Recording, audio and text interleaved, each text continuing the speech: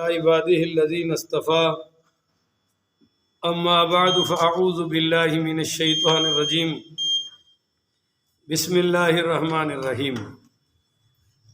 معزز سامعین، 19 فروری بروز اتوار 2023 بعد نماز عشاء کا یہ درس قرآن پاک انشاءاللہ تفسیر سورہ بنی اسرائیل آیت نمبر 71 سے لے کر 72 تک جاری رہے گا۔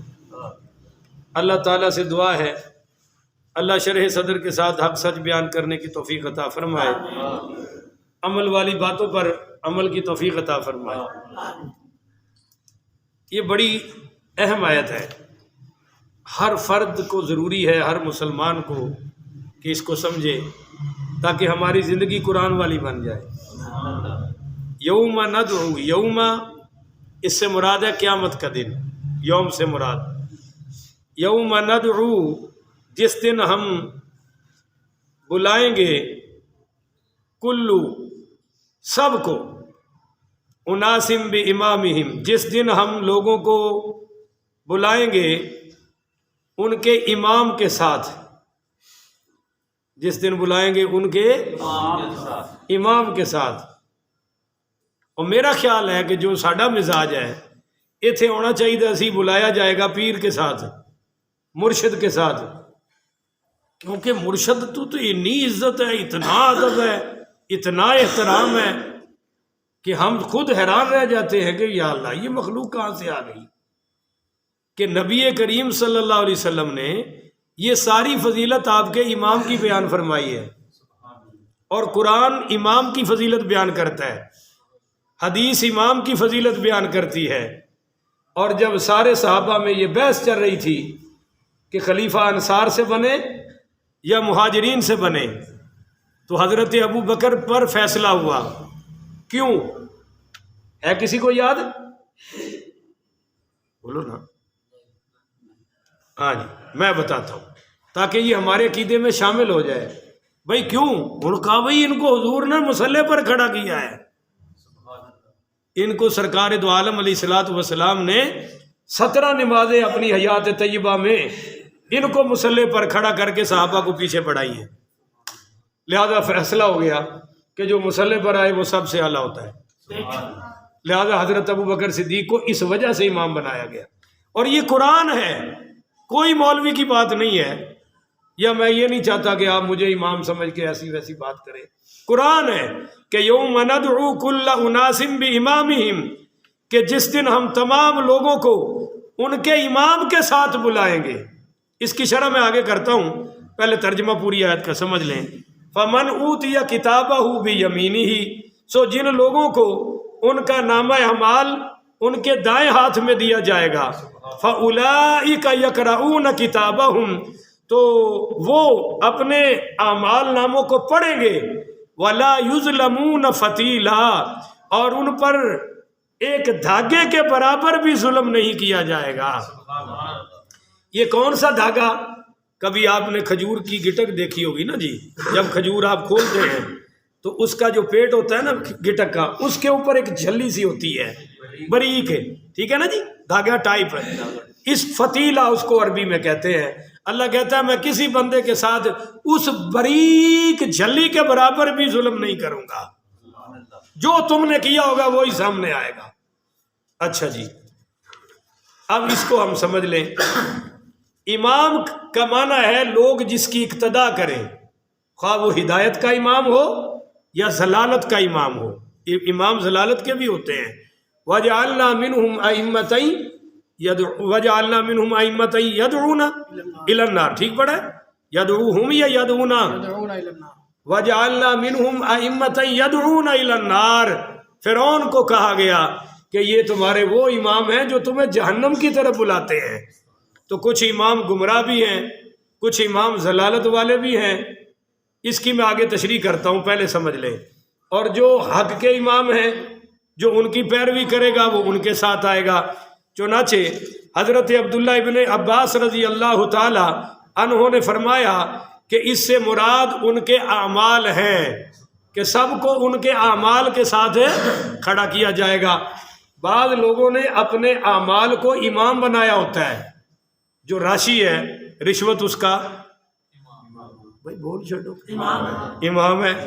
جو زانی ہے اس نے زنا کو امام بنا رکھا ہے. جو شراب خور ہے شراب اس کی امام ہے. جو ظالم ہے ظلم اس کا امام ہے. آپ سمجھ رہے ہیں نا. جو لٹیرے ہیں لوٹ پن ان کا امام ہے. جو ڈاکو ہیں ڈاکو پن ان کا امام ہے. جو چور ہیں انہوں نے چوری کو امام بنا رکھا ہے. جو ہمارے سیاستدان ہیں انہوں نے کرپشن کو, جھوٹ بولنے کو اور ایک دوسرے کی مخالفت اور انتقامی سیاست کرنے کو اپنا امام بنا رکھا ہے. اور ان کے جو بے وقوف کارکن ہیں کہ وہ محلوں میں بیٹھ کر کہہ رہے ہیں جیل بھرو, تم باہر نکلو اور ہر شہر میں گرفتاریاں دے کے اندر ہو جاؤ, اسی آرام نال بیٹھے ہیں اور قوم تیار ہے. اور جو پارٹی رولنگ پارٹی ملک کو آخری بلکہ ڈیفالٹ ہو گیا, کل وزیر دفاع نے خود کہہ دیا, اس پر بھی لوگ نعرے مار رہے ہیں, ان کی گاڑیوں پر بھی لوگ پھول پھینک رہے ہیں. ایک پاکستانی نے $30 لاکھ ترکی کو دیا ہے. کتنے؟ ایک پاکستانی نے. تو سارا ظلم صرف غریبوں پر. جو جج ریٹائرڈ ہوتا ہے اس کو ماہانہ 10 لاکھ پینشن ملتی ہے. کوئی سمجھ رہے ہو کہ کوئی نہیں؟ 300 لیٹر اس کو پیٹرول فری ہوتا ہے. یہ ریٹائرڈ ہونے کی بات کر رہا ہوں. 300 یونٹ اس کو بجلی فری ہے مانا. ان سارے بدماشوں کی بدماشیاں بند کرو تو ملک چل سکتا ہے یا نہیں چل سکتا؟ اور کم از کم جناب پاکستان میں اس وقت وزراء اور مشراء کی ہزاروں فری گاڑیاں ہیں, ہزاروں لیٹر ان کا پیٹرول فری ہے.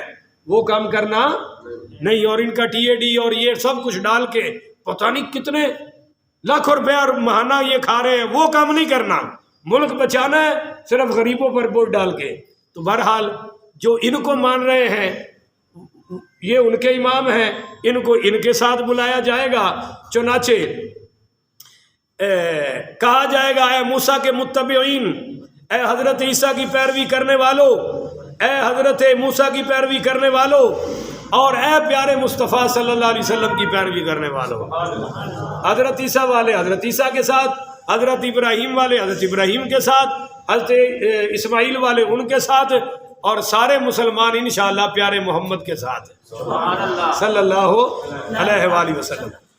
اچھا جی, ایک اور قول ہے, کیونکہ آگے خود قرآن کہہ رہا ہے کہ ان کو اماموں کے ساتھ بلایا جائے گا, اور فمن اوتی کتابہ بیمینہ, اور سو جن لوگوں کو ان کا نامہ اعمال دائیں ہاتھ میں دیا جائے گا.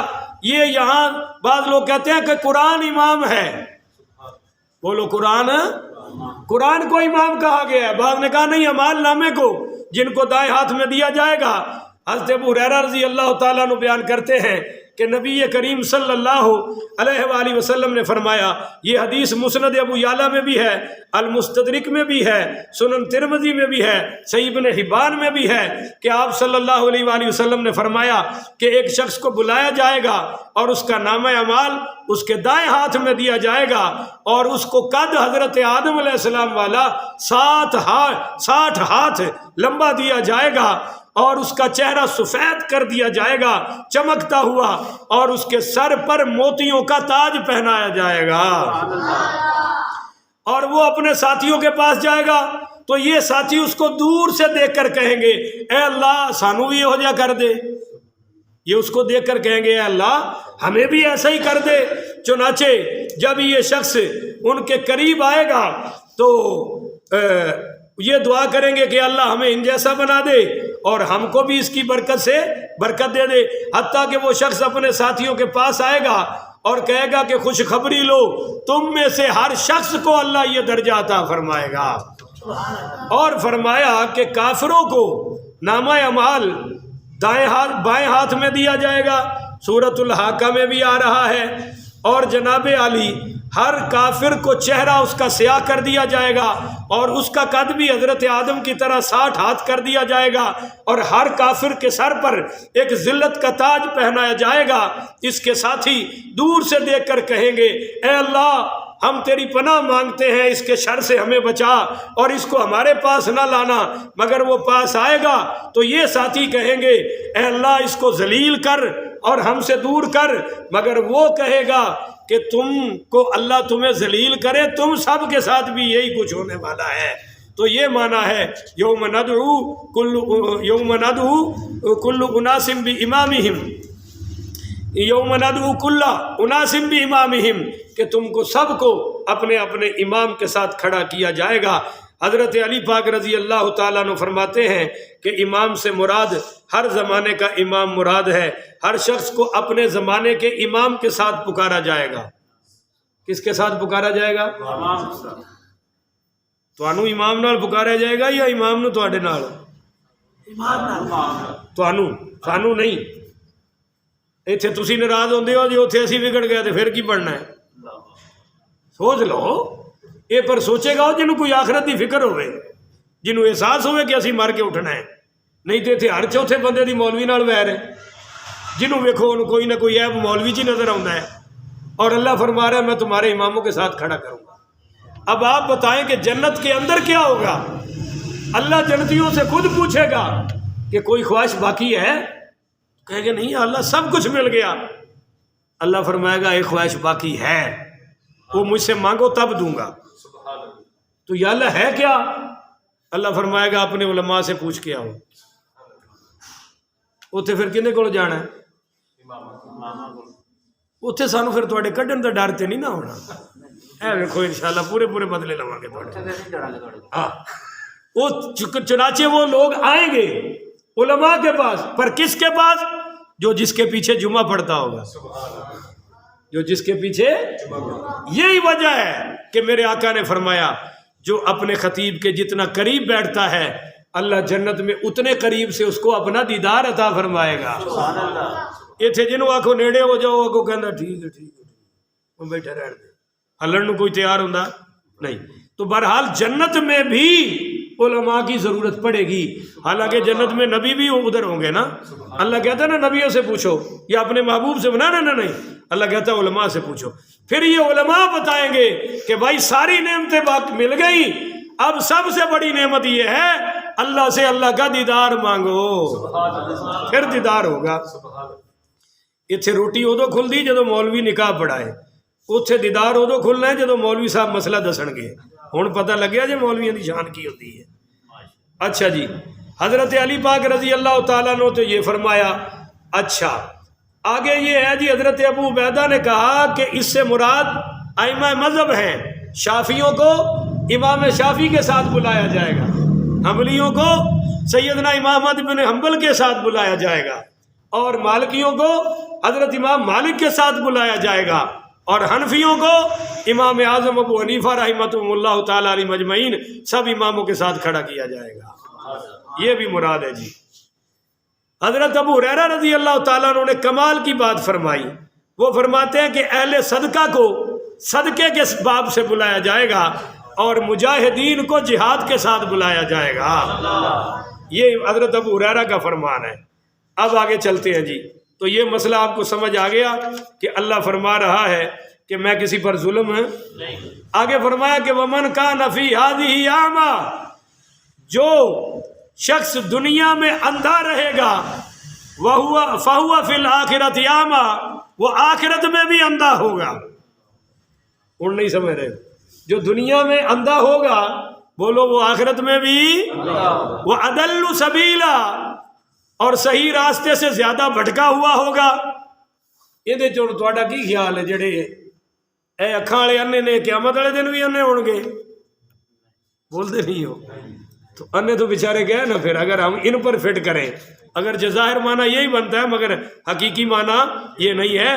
حضرت ابو دردہ حضرت ابو دردہ رضی اللہ تعالیٰ عنہ فرمایا کہ قیامت کے دن قیامت کے دن محمد بن کعب رضی اللہ تعالیٰ کا بھی امامہم کا معنی ہے بھی امہاتہم، امام کی جمع ہے، یعنی لوگوں کو ان کی ماؤں کے نام کے ساتھ بلایا جائے گا۔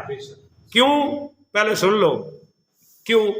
حضرت عیسیٰ کی وجہ سے کہ ان کا باپ ہے کوئی نہیں۔ یہ ایک بات رہ گئی تھی، پھر آگے چلتے ہیں امام کی طرف، وہ آنکھوں والے کی طرف۔ اچھا، حضرت محمد بن کعب فرماتے ہیں کہ دوسری وجہ یہ ہے کہ حضرت حسنین کریمین کی شان ظاہر کرنے کے لیے کہ وہ چونکہ سیدہ فاطمہ کے لگتے جگر ہیں، ان کی ماں کے ساتھ ان کو بلایا جائے گا کہ سیدہ فاطمہ کی عظمت کا پرچم اور بلند ہو جائے۔